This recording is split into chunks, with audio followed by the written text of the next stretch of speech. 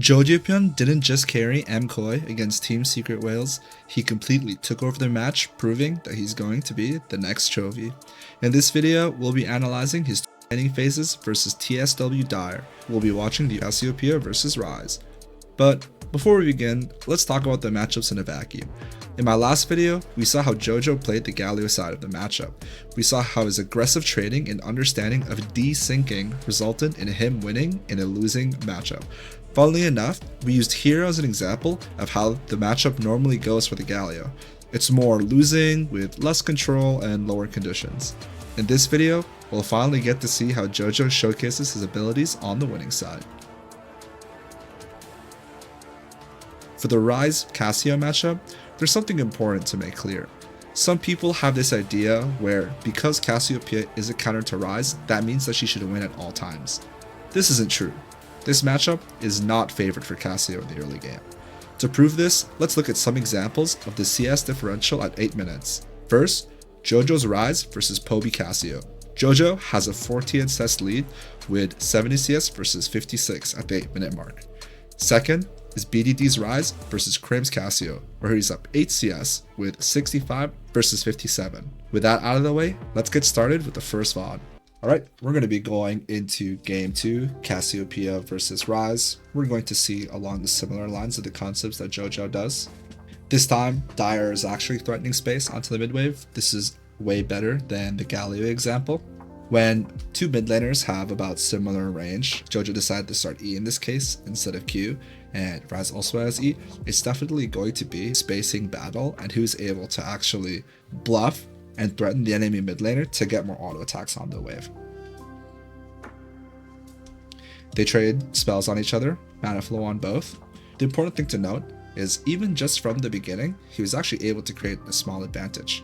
He was deeper into his melee line, Rise was farther, so when he initiates a trade and gets aggro, he's actually able to drag the creeps deeper into his mini wave, making them take more damage, while also making it easier for him to zone the Rise.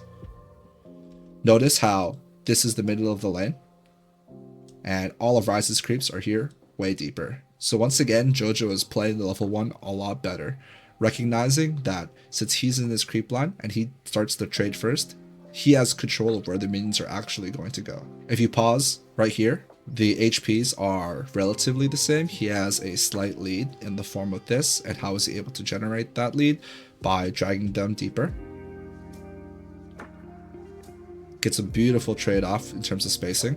Emotes accordingly because he knows he got a trade-off. And then let's see how the lane progresses.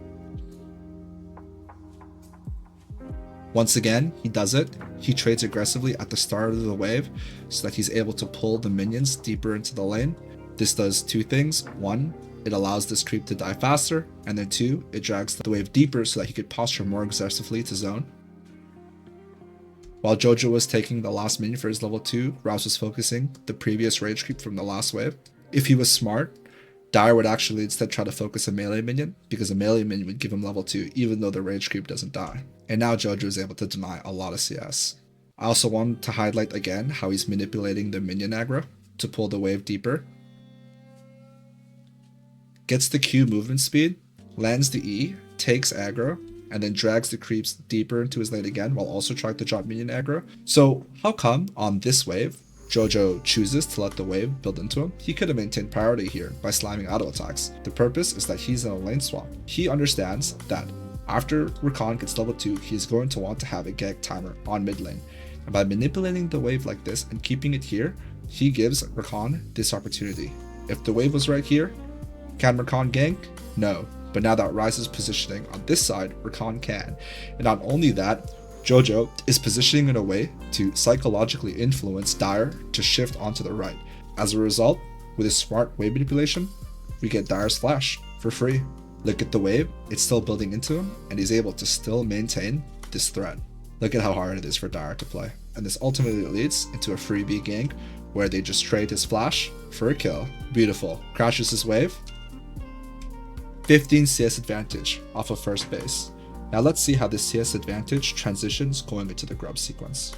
As expected, he chooses to let the wave build into him because he has no subs. He also has a lot of threat on the Rise. Beautiful spacing. I really just want to replay this again because this is gorgeous. Q, E. Right now, Dire is trying to W Jojo, but he backsteps, spaces the W range, walks back in, spaces the W range again, and it's just a beautiful trade. W to zone the cannon, blocks the cannon. Imagine being Dire right now. Spacing appropriately, ends up dying to the gank, but that's what happens when you play as aggressively as he does. Still, not the end of the world. Comes back, pulls off a freeze, and he is still ahead. The lead continues to build. Tanks more pressure from enemy support. Enemy support still mid, and now we're hitting the 8-minute mark. Laning phase is essentially over, and he has himself a pretty solid 5 CS lead. But keep in mind, he tanked 1 jungle gank, and he tanked 2 mid lane showing up. And honestly, if he didn't mess up, he would have a massive advantage. So if we were to summarize the main takeaways from this game, the first one in game 1 is the idea of the opening and the 2-wave crash versus melee mid laners. What you would do is you would just push the wave in a situation where the melees get hit by the turret, and that's one of the ways that you can deny.